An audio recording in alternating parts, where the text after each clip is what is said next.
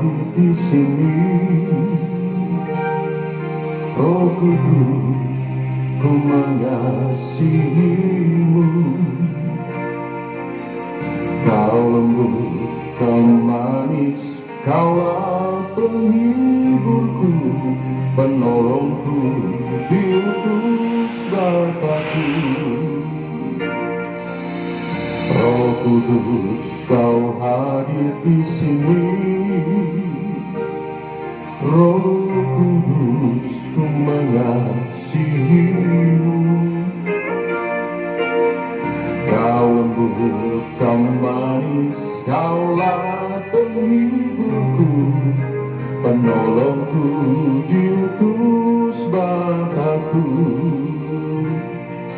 Tubuh hati untuk Roh-Mu Tuhan, tubuh hati menyembah-Mu Yesus.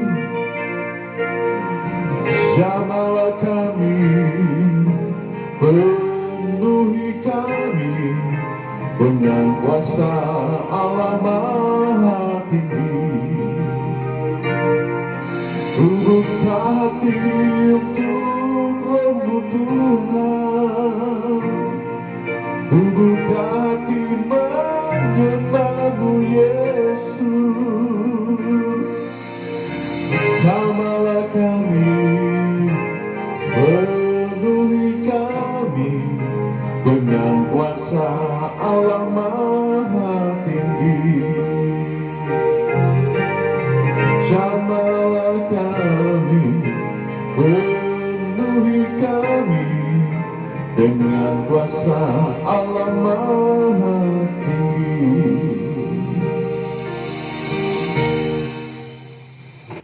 Saudaraku yang diberkati Tuhan, hari ini kita bersyukur di tanggal 31 di akhir bulan Mei ini kita masih merasakan kebaikan pertolongan Tuhan.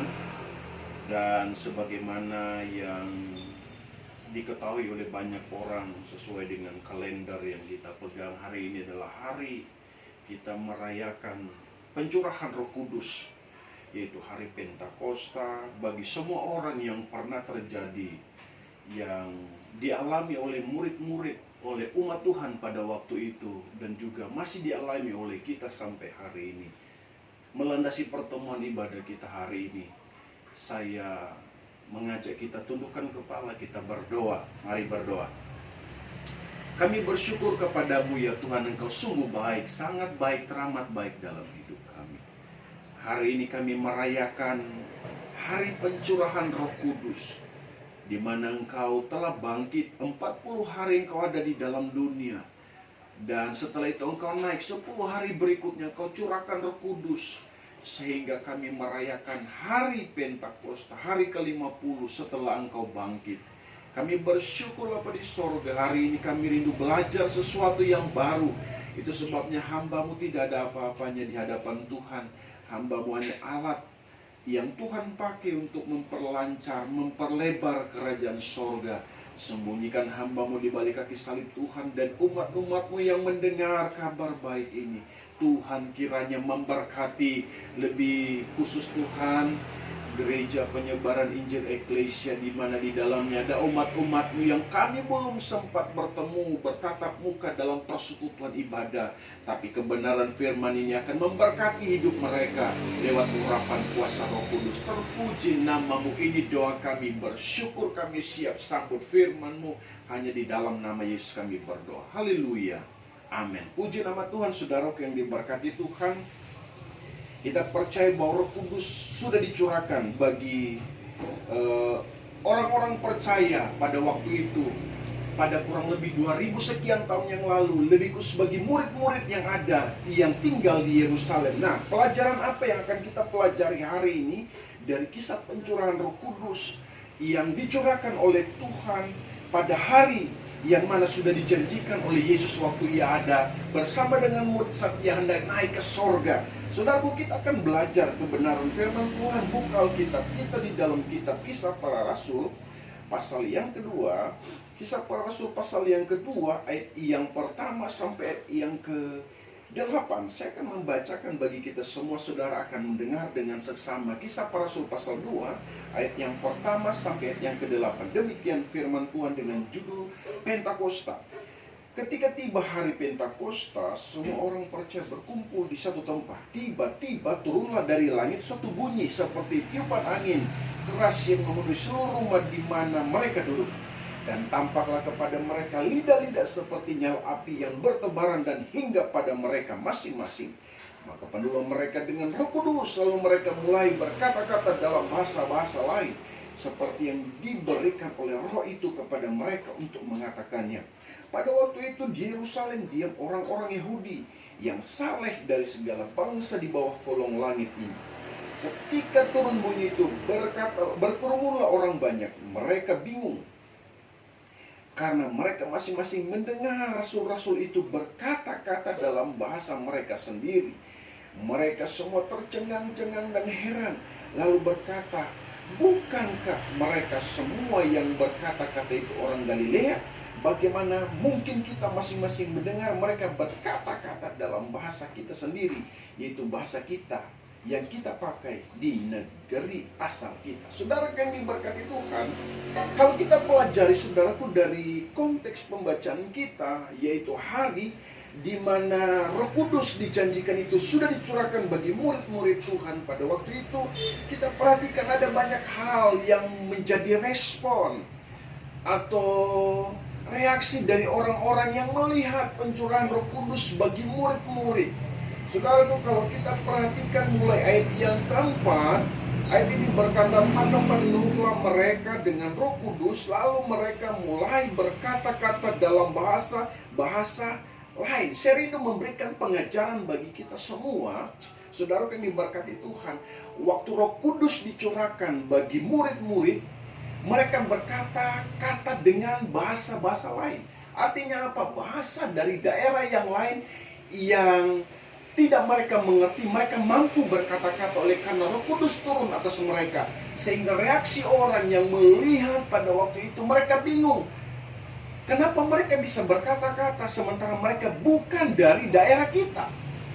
Nah, kalau kita belajar selanjutnya, saudaraku, bicara tentang perkataan mereka dengan bahasa-bahasa lain, ini disebut dengan kata senolalia. Ini bukan karunia, tetapi ini berkata-kata dengan bahasa lain. Nah, bagaimana konteksnya dengan karunia? Nanti kita akan pelajari, saudaraku. Saudara nanti akan belajar sendiri di dalam Kisah pasal 10 ayat 44 sampai 46. Itu yang dinamakan dengan karunia berbahasa roh. Ya, sekali lagi saya mau katakan bagi kita semua di dalam konteks ini, waktu Roh Kudus dicurahkan, mereka penuh dengan Roh Kudus, mereka berkata-kata dalam bahasa lain. Nah, apa yang harus kita pelajari dari konteks ini? Antara bahasa yang lain dengan kepenuhan Roh Kudus melalui karunia Roh Kudus. Saya mau sampaikan bagi kita, saudaraku, yang pertama, bahwa saat Roh Kudus dicurahkan, saat Roh Kudus memenuhi orang percaya, hidupnya tidak berada pada keadaan yang bingung, saudara. Sama seperti yang dialami oleh orang-orang yang menyaksikan pencurahan Roh Kudus. Murid-murid tidak bingung pada waktu itu. Murid-murid berubah orientasi hidupnya. Dari yang tadinya hidup dalam ketakutan, dari yang tadinya hidup dalam kecemasan oleh karena dikejar-kejar, karena berkaitan dari peristiwa penangkapan sampai pada penyaliban Yesus, mereka hidup pada ketakutan dan mereka hanya bersembunyi. Tapi waktu Roh Kudus dicurahkan atas hidup mereka, mereka hidup di dalam perubahan yang baru dan tidak bingung lagi, saudaraku. Sekarang apa yang menjadi pergumulan kita? Roh Kudus sudah dicurahkan atas hidupmu. Roh Kudus sudah dinyatakan atas keluargamu. Percaya bahwa Roh Kudus selalu memberi kepastian yang baru. Yang kedua, pelajaran apa yang kita bisa petik dari peristiwa ini? Yang kedua adalah mereka melakukan segala sesuatu dengan antusias. Kalau dalam diri kita ada Roh Kudus, dalam diri kita dipenuhi oleh kuasa Roh Kudus, maka kita akan selalu antusias dalam membaca kebenaran firman Tuhan, merenungkan kebenaran firman Tuhan, dan membagikan itu bagi orang lain. Sehingga pekerjaan Roh Kudus lewat kebenaran firman Tuhan yang sudah dicurahkan bagi kita boleh sampai kepada orang lain. Dan Injil kebenaran firman Tuhan akan terus disebarkan sampai pada kedatangan Yesus kedua kali. Percaya saudaraku, hiduplah di dalam Roh Kudus, sehingga kita menjadi orang-orang yang selalu diberkati oleh Tuhan. Dari tempat ini saya sebagai gembala menyampaikan pesan yang sederhana. Jangan pernah bingung menjadi orang percaya. Teruslah bergairah dan penuh antusias untuk melakukan segala sesuatu. Namun yang lebih penting, jaga kesehatan kita semua. Tuhan memberkati engkau dimanapun engkau berada. Tuhan memberkati keluargamu, sukses selalu menjadi bagian hidupmu hari ini sampai Tuhan datang. Tundukkan kepala, kita berdoa. Kami bersyukur kepadamu ya Tuhan. Engkau sungguh baik, sangat baik, teramat baik dalam hidup kami. Hamba-Mu berhenti berkata-kata, namun satu hal yang hamba-Mu mengerti, Tuhan peduli, Tuhan tahu. Berkati umat-umat-Mu, lebih khusus anggota jemaat GBI Eklesia. Dalam segala pergumulan hidup mereka, Tuhan campur tangan, Tuhan sumber solusi, sumber jalan keluar dalam hidup mereka. Terpuji-puji nama-Mu Bapa di sorga. Kuatkan mereka, lindungi mereka dari wabah ataupun penyakit sampar yang menular, yang berjalan hari-hari ini. Hamba berdoa, lindungi baik dari orang tua sampai kepada anak kecil dalam keberkatan kesehatan Tuhan. Keberkatan menjadi bagian usaha pekerjaan umat-umat-Mu yang sedang mereka kerjakan hari ini. Kami percaya saat mereka bepergian, malaikat berpasukan mengawal, menjaga, memelihara hidup mereka. Cukupkan segala sesuatu yang mereka butuhkan. Penuhi segala sesuatu dengan kebaikan Bapa di sorga. Kami bersyukur menyerahkan semuanya ke dalam tangan Tuhan. Dalam kegiatan kami sepekan ke depan, Tuhan memberkati. Kami jadi orang-orang yang dipercaya oleh karena Tuhan. Terpuji nama-Mu Tuhan Yesus yang baik. Engkau sungguh baik, amat baik, sangat baik, teramat baik bagi kami. Engkau selalu membawa kami pada pengertian yang benar tentang kebenaran firman-Mu. Bersyukur dalam nama Yesus. Haleluya, haleluya. Amin. Tuhan memberkati, saudaraku yang diberkati Tuhan. Jadilah berkat di mana kita berada. Sukses selalu dan tetap kuat di dalam Tuhan. Tuhan memberkati kita dalam segala aktivitas kita hari ini, esok, dan seterusnya. Shalom, Tuhan memberkati. Haleluya.